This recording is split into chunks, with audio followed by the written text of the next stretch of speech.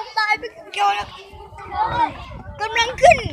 อะไรเรียกว่าเขาเหยียบไอ้เรื่องมันหัวเนี่ย What the fuck เขาเหยียบว่าหอไอเฟลครับผมนี่ไอบัวครับผมไอบัวครับแม่งกูสวยเฮ้ย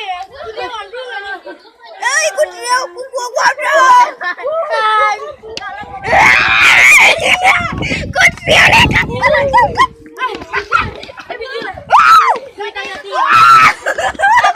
วะเนี่ยอยู่คนเดียวเนี่ย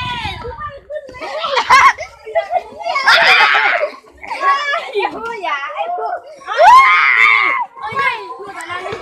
วิ่งแล้วนี่ไงโอ้ย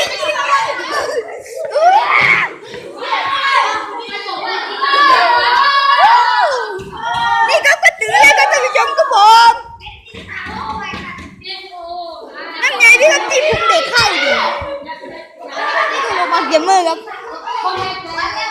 จีนุ่มแม่งโคตรสวยเลยว่ะซูมก่อนโอ้ยแม่งโคตรสวยกูจะซูมถ่ายนะครับ